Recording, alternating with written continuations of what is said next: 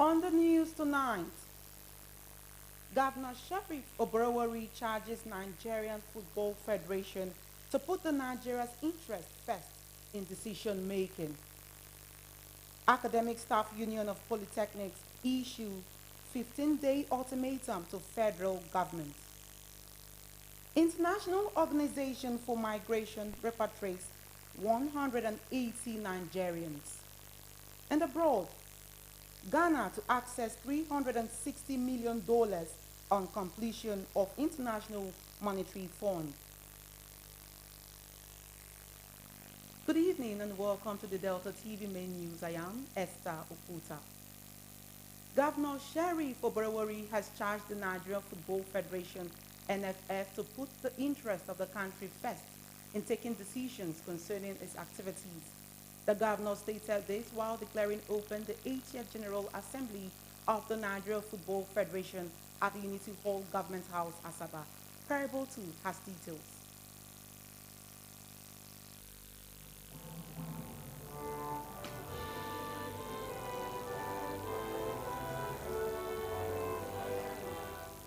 The governor, represented by his deputy, Sir Monday Oyeme, said football had gone beyond everyday sporting activity, but a strong unifying game for everyone in the country.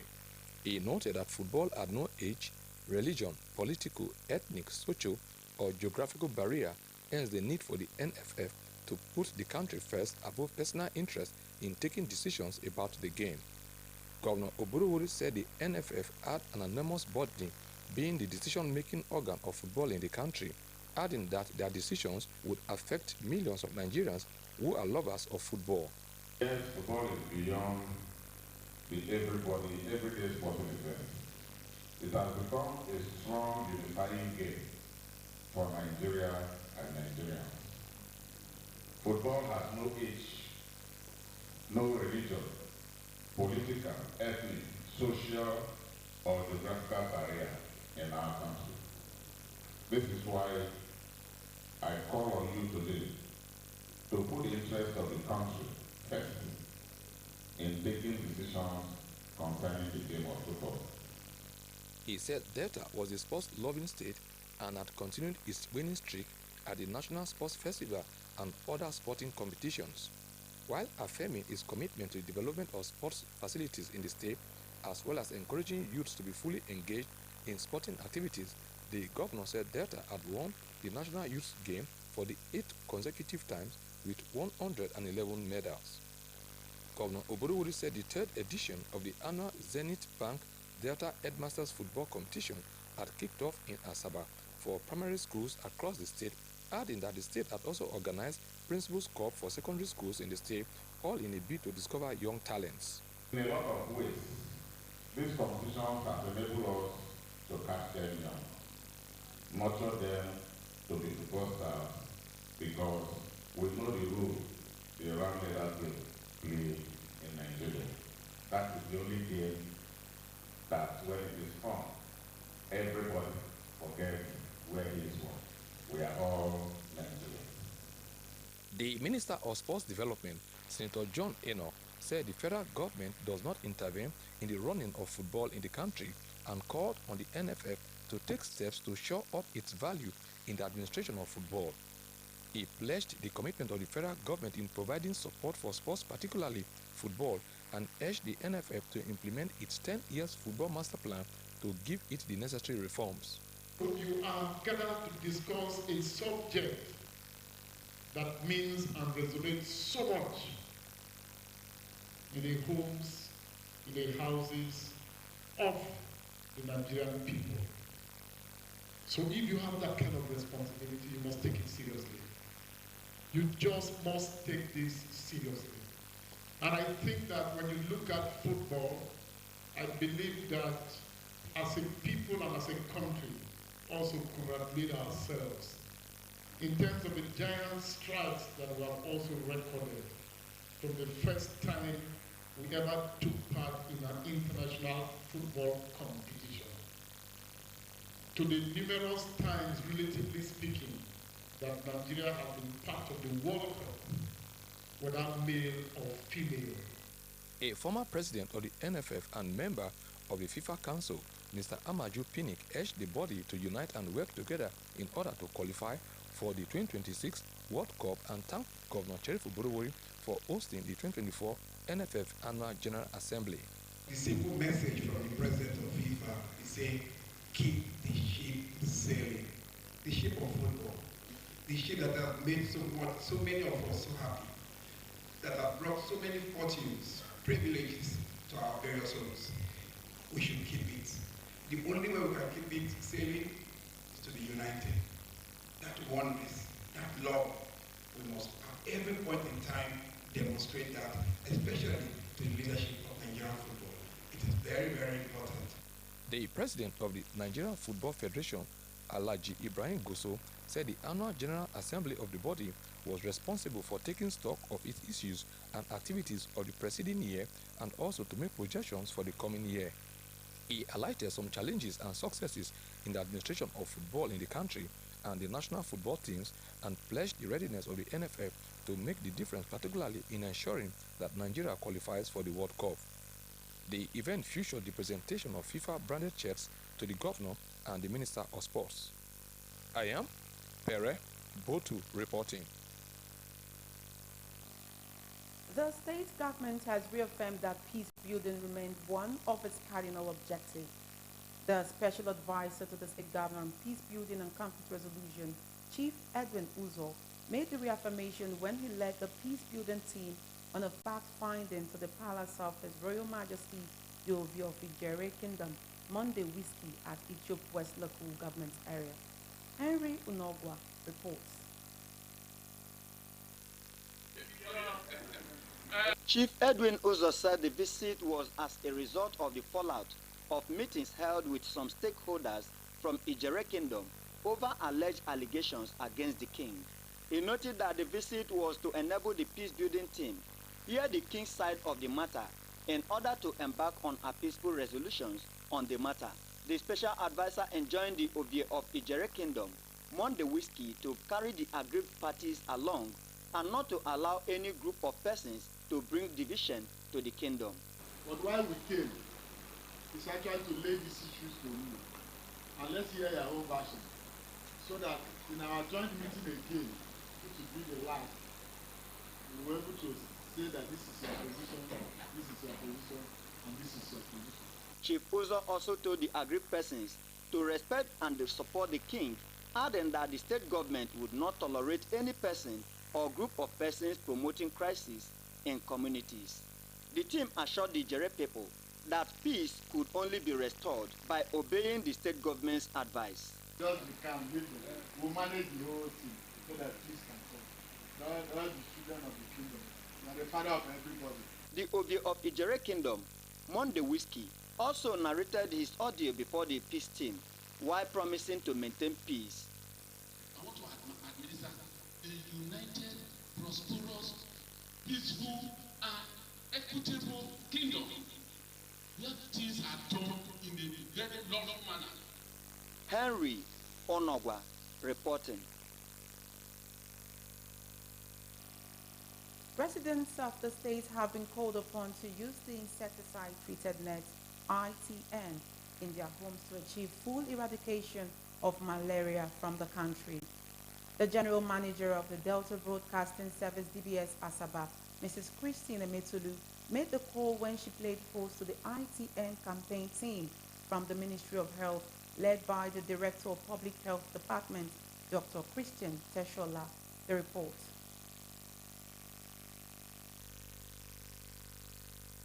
Mrs. Christine Emetulu said the Delta Broadcasting Service, DBS Asaba, was poised to propagating the policies and programs of the state government, while stressing Governor Sheriff Oborowori's commitment to ensuring a healthy society free from malaria and other endemics.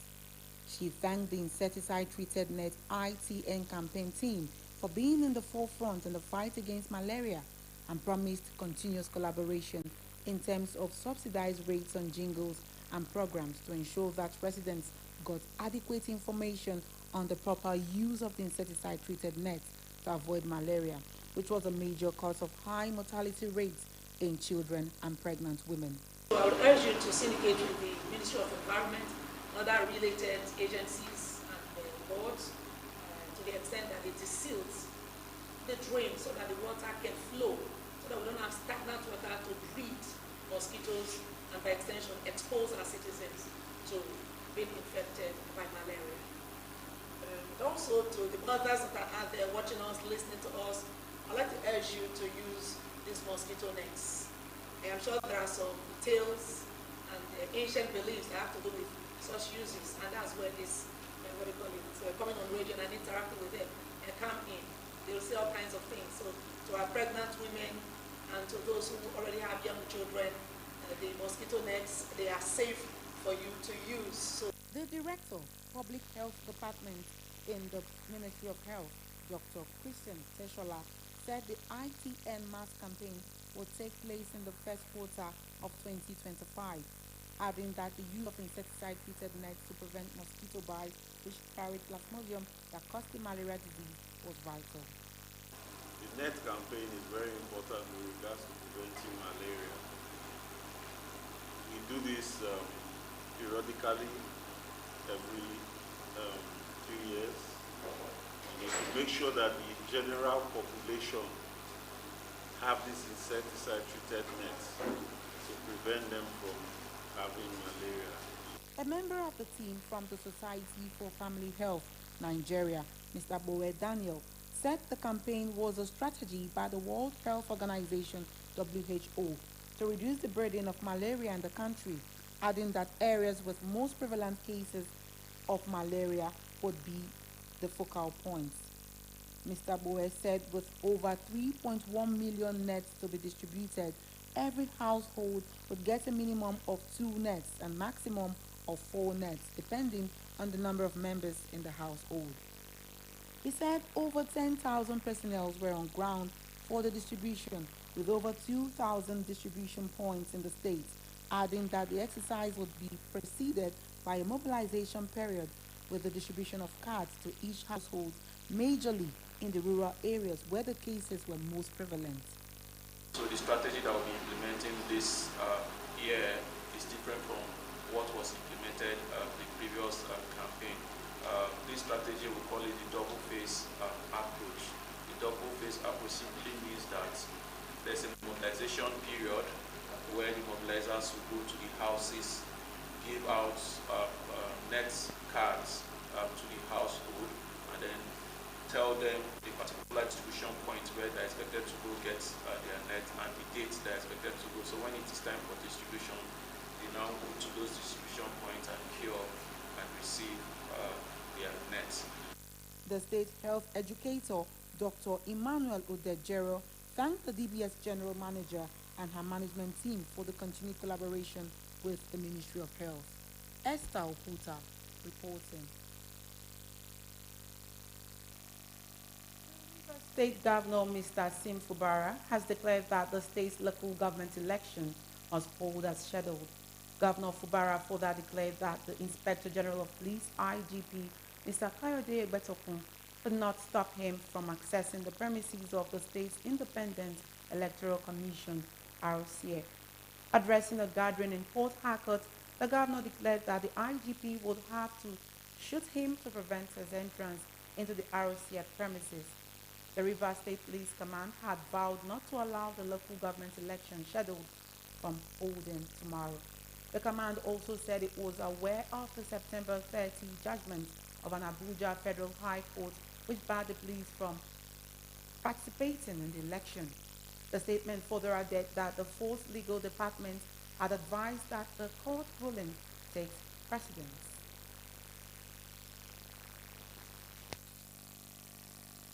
The Academic Staff Union of Polytechnics, ASUP, has issued a 15-day ultimatum for the federal government to address its various demands.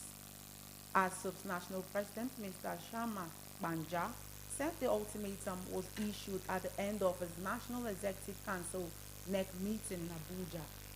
Mr. Banja said the decision was imperative as the federal government was yet to implement long-standing issues affecting the sector. He said the demands included the review and reversal of all acts of impunity inconsistent with the provision of the Federal Polytechnic Act and other instruments of governance in the sector. Mr. Banja called for the immediate commencement of a review process of the suspended document titled Schemes of Service for Polytechnics 2023 as agreed in the tripartite meeting of July 2024. According to him, the release of the second tranche of the needs assessment intervention for public polytechnics and colleges of technology was also part of the union's demands. It listed other demands to include cessation of all acts purporting to undermine, duplicate, or surrender the responsibilities of academic boards of polytechnics and students' admission processes. Mr. Banja's vision of the age-long context 15 migration areas for the Lower Kida, as well as the recommencement and completion of the ASUP FGN 2010 agreement renegotiation. The Academic Staff Union of Universities, ASU, has warned that most Nigerian universities were currently on the verge of collapsing following unbearable cost of electricity.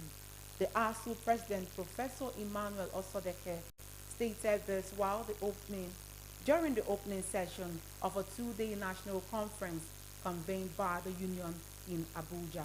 He said the electricity bill of some universities run between 200 million naira to 300 million naira monthly.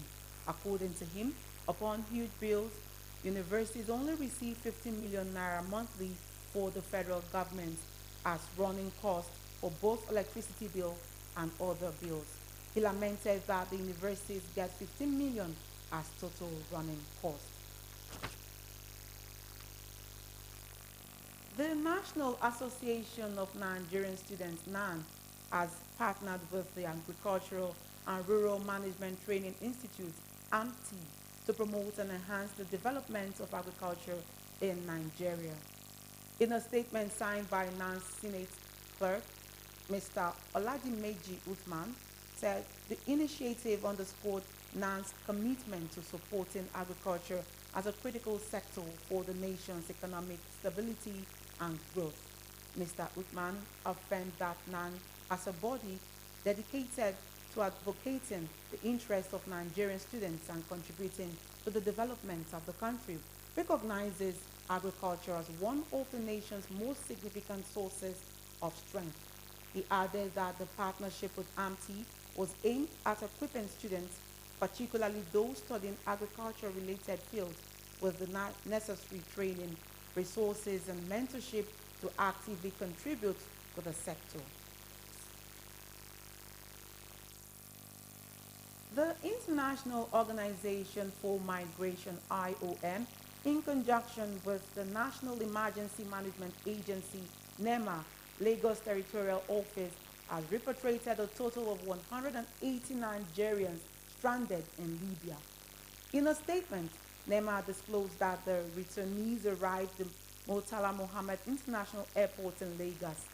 The returnees included 67 adult females, 55 adult males, 24 female children, 18 male children, and 16 infants. According to the statement, the Nigerian Immigration Service, NIS, conducted a biometric profiling of the returnees to ensure proper documentation and support. In the same vein, various government agencies provided humanitarian assistance to the returnees to aid their reintegration into the society. It added that the IOM will continue to play a crucial role in assisting Nigerians stranded abroad and underscored the organization's commitment to protecting the rights and dignity of citizens. The Sokoto state government said it has employed 845 nurses and midwives to facilitate access to improved quality healthcare services delivery across the primary health centers in the state. The economic advisor to Sokoto Governor, Dr. Bashir Achida, stated this in an interview with newsmen in Abuja. Dr. Achida said the recruitment became necessary given the need to address the medical personnel gap in the state. He told newsmen that the state government was determined to address healthcare challenges such as maternal and infant mortality rates and vesico-vaginal fistula. He said plans had been concluded to also absorb medical doctors graduating from medical institutions in the state and other universities into the state health facilities. Dr. Achida said 7 primary healthcare facilities had been renovated and had been put to use by the state government.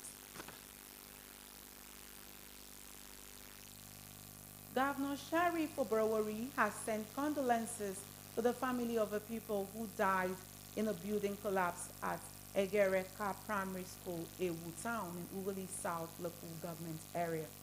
The governor described the incident as sad, noting that he received a report of an unwarranted incident of the collapse of a block of 6 classrooms without a roof which had not been in use for over a decade. According to reports, the dilapidated building collapsed under the heavy rain, whereby a primary 2 pupil, Ojiyonwi Salvation, lost his life, while 3 others were injured. The governor commiserated with the family of the deceased pupil, the management and staff of the school, as well as other pupils injured in the ugly incident. While commending prompt efforts that led to the quick rescue of the injured pupils, Governor Oborowori said the local government council chairman, Dr. Lucky Arerumer, had visited the scene with a view to providing necessary support to the surviving victims of the building collapse and also visited family of the deceased pupil. He said words were inadequate to comfort the grieving family over the loss and prayed God to grant the families, the school, and the community the fortitude to bear the irreparable loss. The Niger State Emergency Management Agency, NESEMA, in conjunction with the National Emergency Management Agency, NEMA, has recovered 6 more bodies from the boat mishap incident in the state. The Director General, Niger State Emergency Management Agency, Mr. Abdullahi Ara, who confirmed the development, said the bodies were recovered between 6 p.m. yesterday and 9 a.m. today. Mr. Ara stated that the recovery of 6 more bodies brought to the total number of deaths to 42. According to him, a search and rescue operation was ongoing to recover victims from the water. A boat conveying 300 persons, with the majority going for Maulid celebration at Bajibo in Mokwa local government area, capsized to the victim's destination. The Minister of Marine and Blue Economy, Mr. Adegboye Gao Yetola, has called on the National Inland Waterways Authority to enforce the Water Transportation Code to standardize water operations, minimize boat accidents, and provide a structured environment for potential investors. In a statement by his spokesman, Ismail Omipidan, the minister identified night traveling and overloading as the major causes of boat accidents on the nation's waterways. Mr. Oyetola said all hands must be on deck to put an end to boat accidents, adding that boat users should adhere strictly to the Water Transportation Code. He, however, urged boat users to desist from traveling at night and overloading, noting that most boat accidents were avoidable if only boat users adhered strictly to the Water Transportation Code. Meanwhile, the Minister of Marine and Blue Economy, Adegboye Gao Yetola, has urged boat users to avoid night travels and overloading and ensure that they wear life jackets before embarking on any journey. The minister revealed that night traveling and overloading could be traced to major causes of death on our waters. In a statement by his spokesman, Ismail Omipidan, Oyetola said all hands must be on deck to put an end to boat accidents, adding that boat users should adhere strictly to the Water Transportation Code. He also commiserated with the Niger State government and families of those who died in the recent boat accident on the Bajibo River in Niger State. Still to come, Ghana to access $360 million in completion of International Monetary Fund. These and more after the short break. So stay tuned.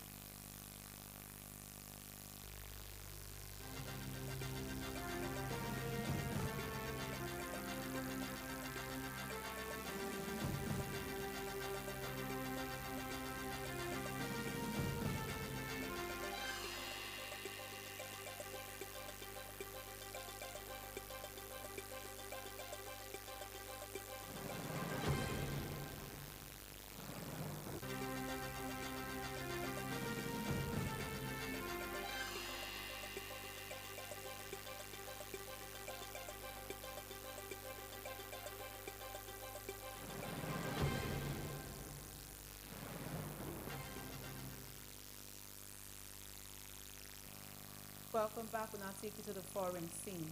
The International Monetary Fund and Ghanaian authorities have reached an agreement on a third review of the West African country's $3 billion loan program. The West African gold and cocoa producer is nearing completion of a debt restructuring process under the G20's Common Framework Initiative after it defaulted on most of its $30 billion international debt in 2022. The fund said in a statement that the performance under the IMF-supported program had been generally satisfactory. The IMF said on completion of the debt, Ghana will have access to $360 million in financing. The Kenyan government has asked the International Monetary Fund to conduct an official assessment of corruption and governance issues after a push by Western nations. Kenya had struggled with debt that had reached precarious levels in recent years, and its withdrawal of proposed tax hikes earlier this year, following deadly protests, complicated its effort to unlock a $600 million disbursement from the IMF. Perceived government waste and corruption were a core driver of mass demonstrations in June that forced President William Ruto to withdraw the $2.7 billion in planned tax increase.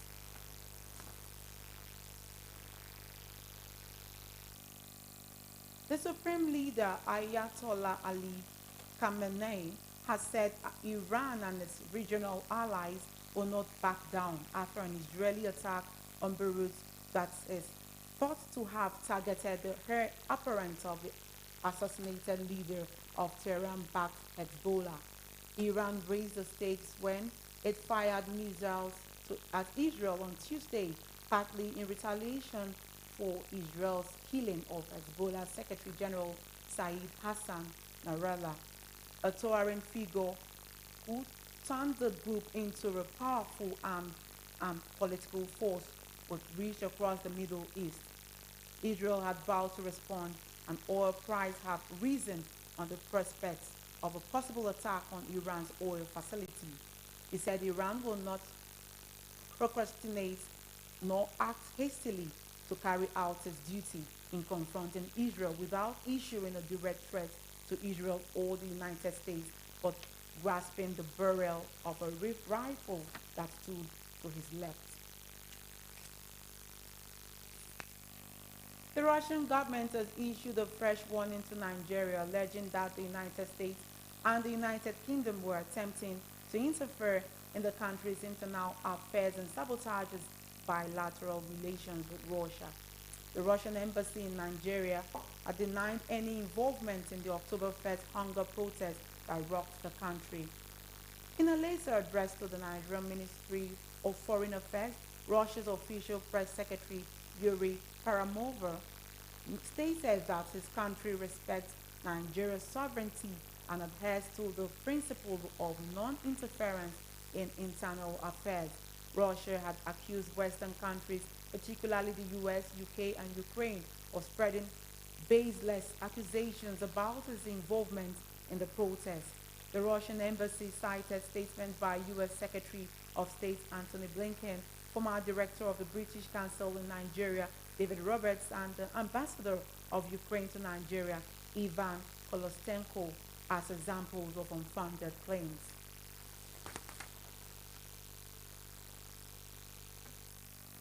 Let's now join our business news desk for more happenings in the business world.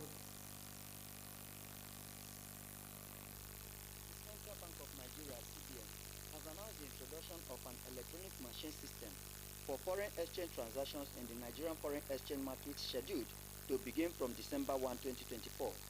The FS Bank Director of Financial Market Department, Mrs. Omolara Duke, disclosed this in a circular stating that a 2-week test would be conducted in November. According to the CBN, authorized dealers must conduct all foreign exchange transactions through the CBN approved system with immediate transactions reflection. The statement explained that the system would improve governance, transparency, and market-driven exchange rate, reducing speculation and market distortions. The CBN noted that it would release real-time prices and collaborate with FMDA to establish rules for FM's operations. The move by the CBN to digitize forex transactions is part of the reforms the Yemi Cardoso-led FS Bank has introduced to bring stability to the forex market and ensure better systems. The statement added that the traditional system faced inefficiencies, speculative tradings, and limited transparency, contributing to market distortions. The CBN aimed to tighten its regulatory oversight while addressing issues like speculations and volatility, thereby ensuring better management of the interbank foreign exchange market in Nigeria. Away from business now to some sports. The Flying Eagles are expected to move their training camp to the Remo Star Sports Complex in Ikenne this weekend as they step up preparations for the West African Football Union WAFU BU20 Championship. Aliyu Zubaru's side started preparations for the competition in Abuja last week. The Flying Eagles will train in Ikenne for 1 week before traveling to Togo for the competition. They defeated Morak FC 6-0 yesterday in a friendly match at the FIFA Goal Project pitch, Abuja. The Flying Eagles will face Cote d'Ivoire and Burkina Faso in Group B at the WAFU tournament. The competition will serve as the qualifier for the 2025 Africa U20 Cup of Nations. That ends the news. Now to our thought for the day. Learn as if you will live forever. Live like you will die tomorrow. Now a look at our major stories. Governor Sheriff Oborowori has charged the Nigeria Football Federation, NFF, to put the interest of the country first in taking decisions concerning its activities. The governor stated this while declaring open the 80th General Assembly of the Nigeria Football Federation at the Unity Hall, Government House, Asaba. The Academic Staff Union of Polytechnics, ASUP, has issued a 15-day ultimatum to the federal government to address its various demands. ASUP National President, Mr. Shamma Banja, said the ultimatum was issued at the end of his National Executive Council NEC meeting in Abuja. The International Organization for Migration, IOM, in conjunction with the National Emergency Management Agency, NEMA, Lagos Territorial Office, has repatriated a total of 180 Nigerians stranded in Libya. In a statement, NEMA disclosed that the returnees arrived at Murtala Mohammed International Airport in Lagos. And abroad, the International Monetary Fund and Ghanaian authorities have reached an agreement on a third review of the West Africa country's $3 billion. And that's it on the news this evening. Many thanks for your time. I am Esther Okuta. Good evening and God bless.